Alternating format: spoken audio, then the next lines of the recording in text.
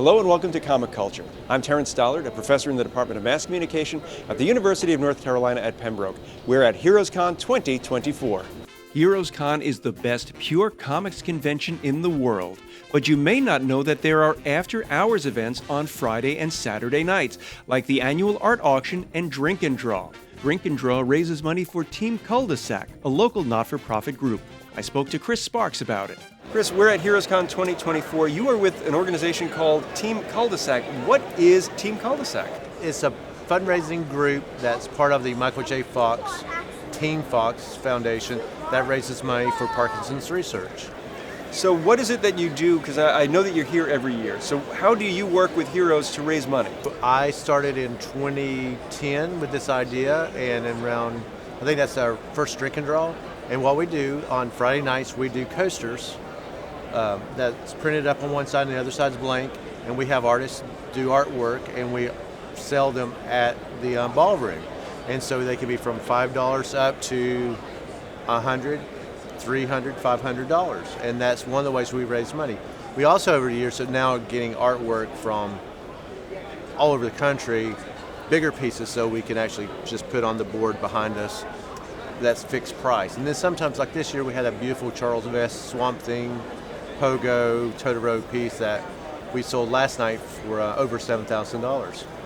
So for this HeroesCon, we've done over $20,000 for the Michael J. Fox Foundation. Almost every penny goes to research, which is what I love about this organization. What was it that made you want to work on behalf of the Michael J. Fox Foundation? So in 2008, here at HeroesCon, I met Richard Thompson, who had a syndicated strip called Cul-De-Sac. And in 2009, he was diagnosed with Parkinson's. So I came up with this great idea in 2010 to, hey, if this good-looking movie star can start a foundation, a ugly fan can come up with an idea to raise money. And that's how it was born. And then in 2012, we had a book called Team Cul-De-Sac come out that had about 155 artists doing their interpretations of Richard's comic strip characters. And it was nominated for an Eisner and 4 Harveys, which we graciously lost. But we also won the Humanitarian Award in 2013 at San Diego Comic-Con. And so that was a really nice icing on the cake. So to date, we've raised over $300,000. What is it about the comic community that, well, first off, everyone here is super nice. Everyone's having a great time. Yeah. But what makes it so willing to dig into the pocket and help out an organization like Team Cul-De-Sac? You know, a lot of these people met Richard years ago, and they just know what a wonderful guy he was. And also they just love art, and they like meeting fans. And it's a really nice blend where you can get together for 4 or 5 hours and just meet fans and do art and get to know each other better. It's a really nice community building event, and that's what I love about it. And you can also drink if you want to. Do you have to be a great artist to participate in Drink and Draw? No, I do it every year, and I'm not a great artist. We have people all different skill levels. We've had people from Charles Vest and Bill Watterson and Mark Buckingham, to you name it, do it, to people like me. So there's a big skill set of what's out there. If the folks watching at home wanted to learn more about Team Cul-De-Sac, where can they find you on the web? So you can go to teamculdesac.com, and we have all the information there with links to our fundraising page to the Michael J. Fox Foundation, and also just everything we've done over the last 15 years. So it's really a great resource. Chris, thank you so much. Oh, thank you so much. Thanks for having me. Yes. Walking the convention floor, I met artist Allison Sohn, who shared a booth with her husband, artist Adam Hughes. It's been a crazy 3 days. What's it been like for you on that side of the table? It's been a crazier 3 days. It's our first convention back since January when we did OAX down in Orlando, and yeah, I'm not practiced. I wasn't ready, a little chaotic. I don't think I packed everything. I haven't quite unpacked everything, and now it's over. And you work with an artist that is sort of up and coming. A lot of people are going to get to know his name, Adam Hughes. So, He's a hot shot. Yeah, he's a hot shot. He thinks a lot of himself. Maybe one day he'll get there. Yeah.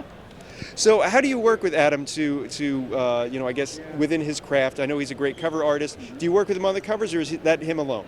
Kind of, when he says, hey, I'd love a sandwich, I bring him a sandwich.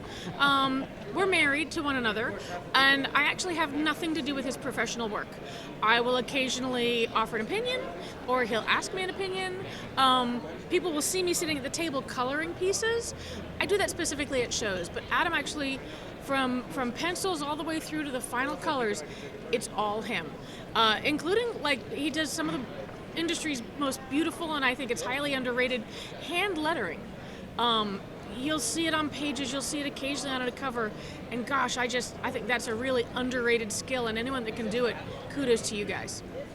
And my last question to you is, you mentioned to me the other day when we spoke that you did some covers, but you decided that it wasn't worth the cost to payment benefit. So what's it like, working so hard on something and not getting that great reward? Frustrating and disappointing, and you do it initially because you think, well, I've got to pay my dues. If my work is well received, I'll get more offers, the pay rates will go up. And the truth is, we're sort of in an industry where we're now all looking over our shoulders for the day that AI will take over the work for free. So there is no one day I'll do better, one day I'll get more offers. And as a result, I do a lot more drawing for either my own self-satisfaction, or if fans request something of me, I'll take a commission. And I'll have a little more control, they'll get what they want, and hopefully financially we'll both be happy with that situation. It's disappointing. I think at a certain level, I always wanted to be a published comic book artist, but I can say I am. And I can move forward and do other things. And do you have a website that you want to plug? No, I don't have a website. I'm pretty lazy. However, I'm on Facebook under my own name, both as my personal page and I have an art page. Creators travel the country and the world to attend HeroesCon. When a delayed flight kept Mike Grell from arriving on time, his friend and convention handler, writer Jeff Messer, had time to speak with me. Well, you're a pro, and you also work with the great Mike Grell, but he's not here yet, so... He's on his way. He's on his way. You're going to be going around doing fan stuff. So as somebody who is in the industry, sort of an insider, how do you, or who do you choose to go and get some stuff signed by? As a fan going all the way back, I made a point several years ago at a HeroesCon. I passed Bernie Wrightson's table, and there was a bit of a line, and I thought, you know what, he's here every year, I'll catch him next year. And he passed away in that interim. And from that point forward, every time I go to a con, even if I'm there as a professional, I'll find out who's on the guest list, I will go and I'll pull copies of books that I cherish, and I will bring them to the con, and I'll usually maybe do 10 or 15, to keep it reasonable, because, I'm here working with Mike Grell, and I also work with Bo Hampton on some projects, and I try to help those guys as much as I can.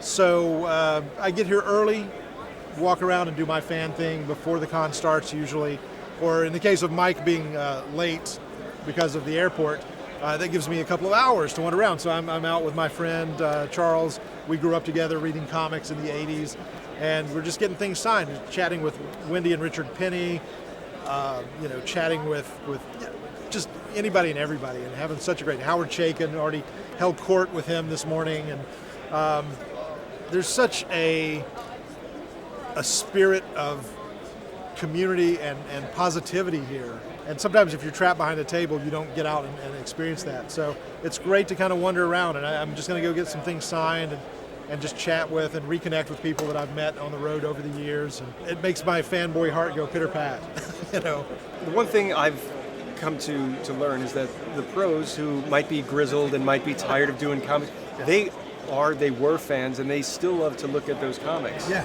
it's always a treat. Like with Mike, someone will bring a book that he hasn't seen in years to get signed. Something he's forgotten about, something that's rare, obscure, or whatever. And, he'll look at it and he'll just open it and start looking through, and he'll go, I remember why I did this, why I drew this panel this way. And it is such joy to watch him reconnect, almost as a fan, but as a creator looking back on his own career. It's chill bumps, moments like that. You're getting to be a fan for a little bit.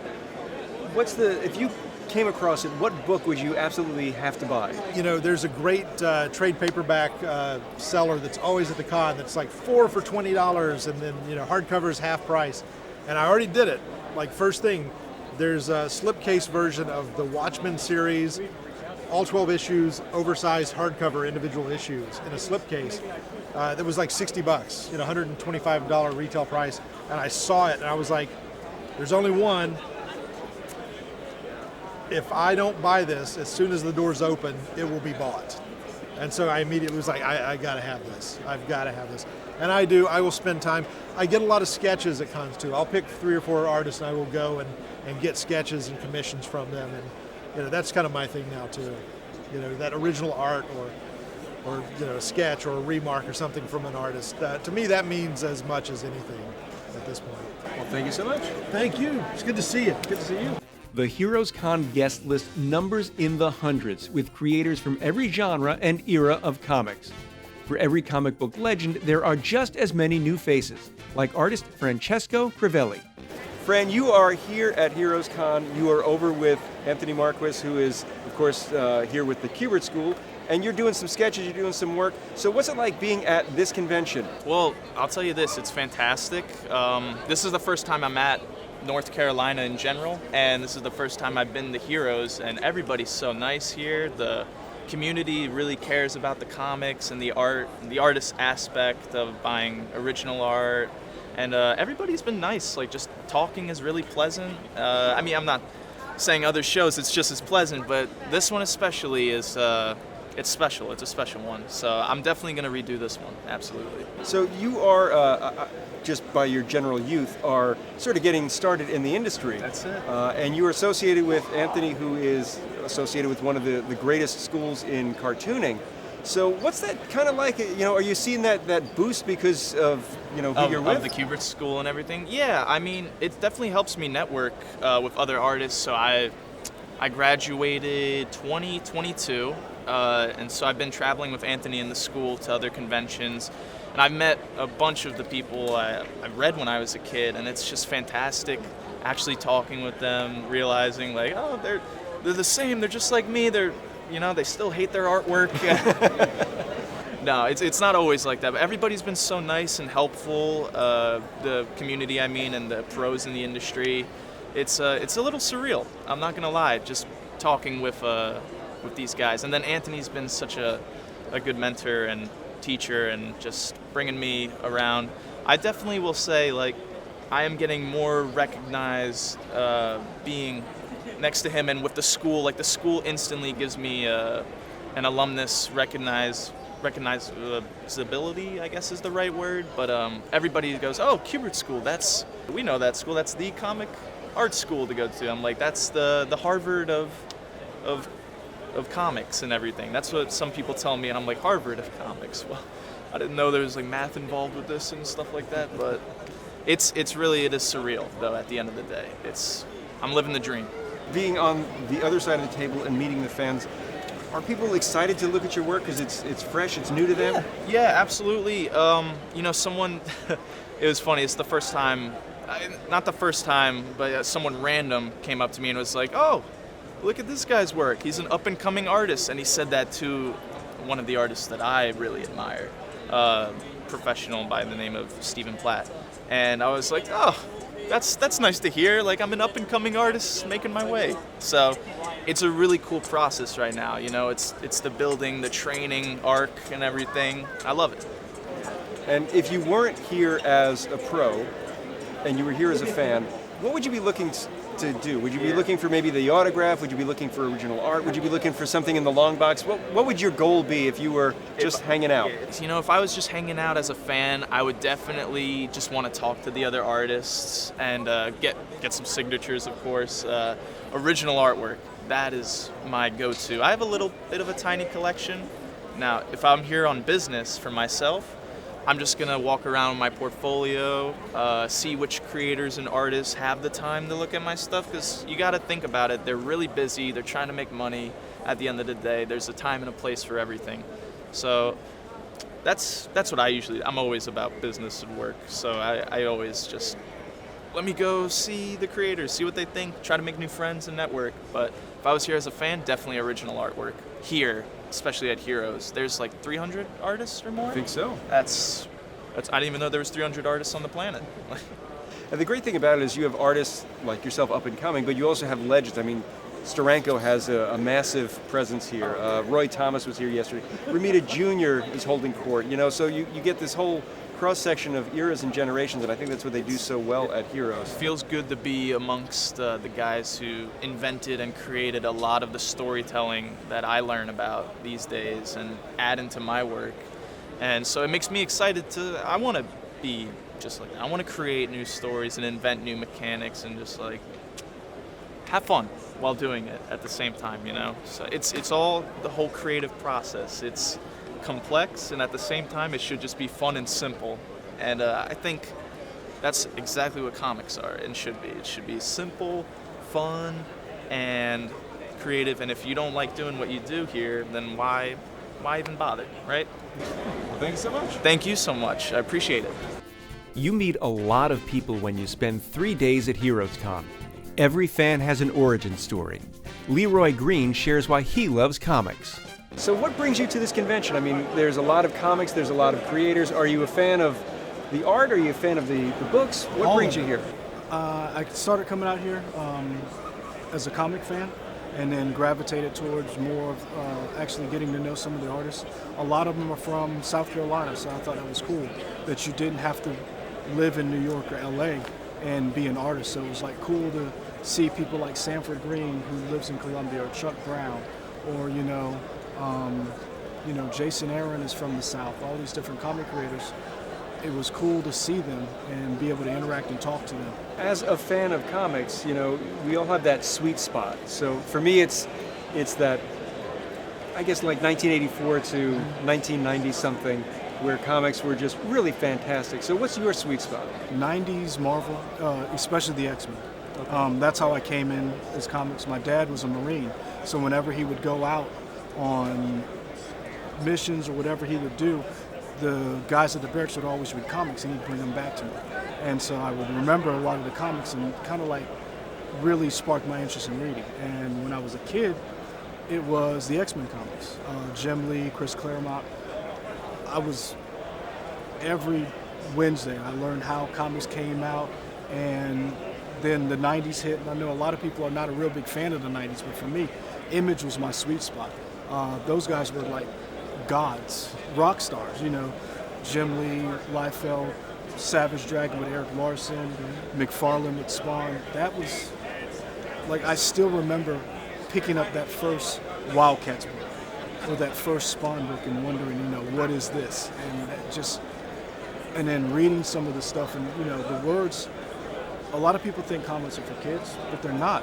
A lot of those comics that I read sparked my interest in reading other things to find out where these ideas came from. You mentioned Chris Claremont, of course, writing the X-Men for so many years. He's here at Heroes. Yes. Are you going to try and stand in that line to get him to sign something for you? Or? So I want to, but I'm be honest with you, I don't want to fanboy out. So it is hard to, like, when you see these people and you're like, you've been following their work for years. You learn so much about them, and then when you meet them, you're like, they're like a member of your family because you grew up reading these people's work or admiring their work. And so it is sometimes, I really appreciate some of the people who are able to go up to these creators and just have a conversation, because a lot of times you get a little starstruck. It's like meeting somebody that you really looked up to, and their work, through blood, sweat, and tears, their literal creative ideas come to fruition. It is a little intimidating and daunting. So I do want to meet them, I do want to talk to them, but I don't want to overboard, like, hey man, when I was a teenager, you were the, and it's cool seeing them and see people really appreciate it. And that's why I love coming to HeroesCon, because it's not about the TV shows, it's not about the movies. I love those, but it's about the actual comics that we started. Well, thank you so much. Thank you. No, thank you. Comic professionals are comic fans. Even though he spends his days selling comics, Joe LaSorsa came to HeroesCon on his day off. Joe, you are a comic retail professional.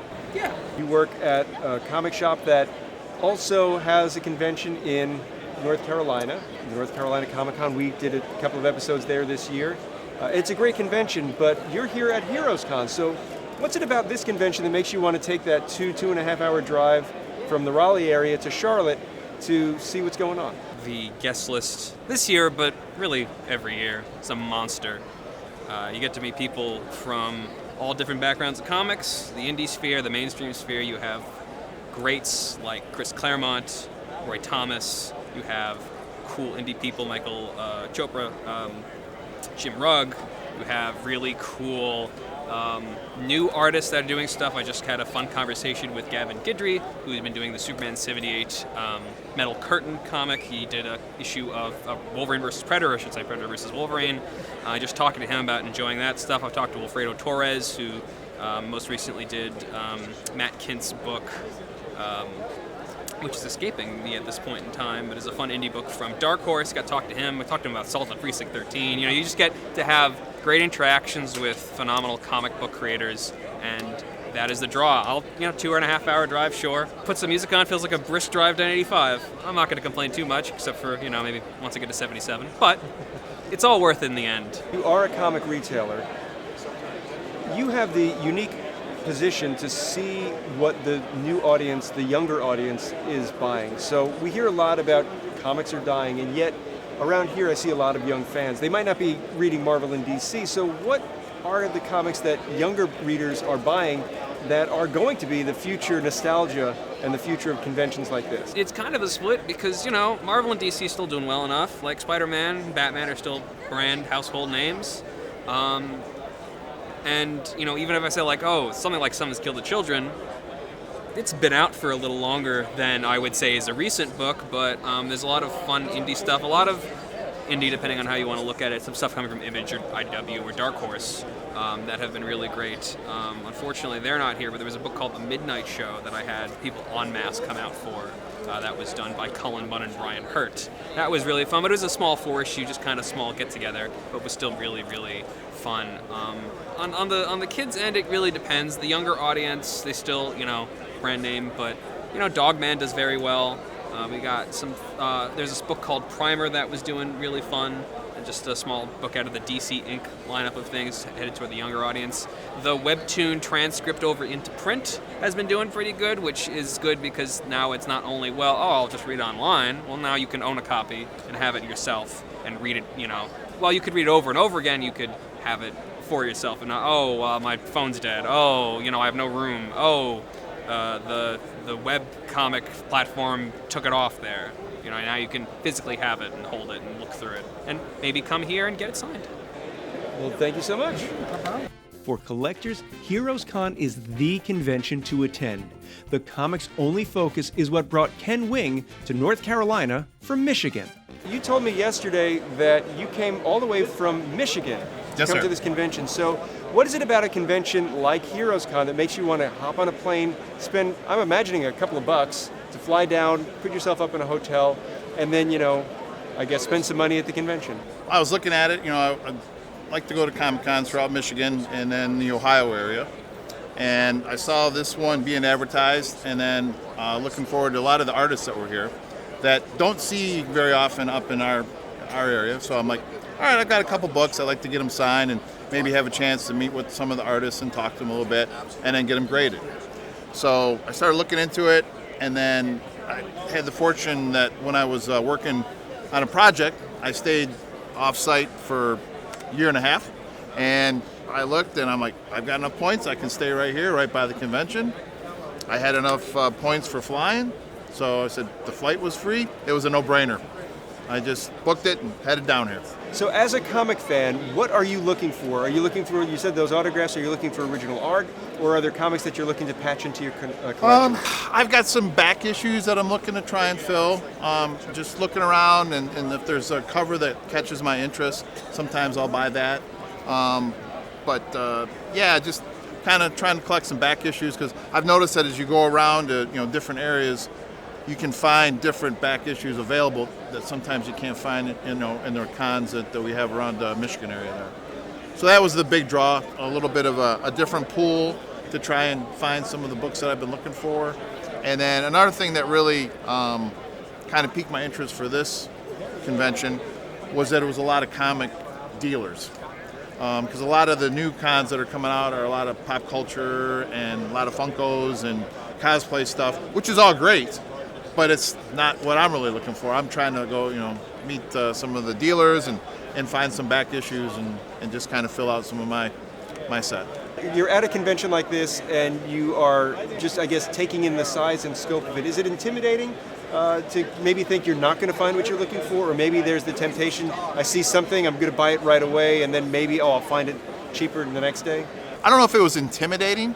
It was when I first came into the floor, I was like, oh, this is a big venue. All right, I'm going to take my time, just kind of walk around, get a layout, see where everything's at. Check in with a couple dealers and just kind of talk to them and look at some of the books that they have. Because you're right, price ranges will differ, depending on where you go and the grade and condition. Some of them are really nice, but it's kind of out of my budget. So I'll try and go, So I like collecting comics. The grade is nice, but I like the stories, I like the art. So sometimes the grade isn't the most important thing. So you are more of a reader and less of a lock it up in a slab type of guy. Yes. I've got quite a few books now because I've been, you said, getting older. They're in the Mylar bags with the boards and they're stored well. And I'm like, I probably should get some of these, slabbed and graded just to preserve them. And then, some of them are worth a little bit of money now that are, as time's going by. And I'm like, yeah, I'll start to, send them in and get used to doing that part of the collecting as well. Well, thank you so much. No problem. Thank you. That's all the time we have for this episode of Comic Culture. Thank you so much for watching. Until next time, we'll see you soon.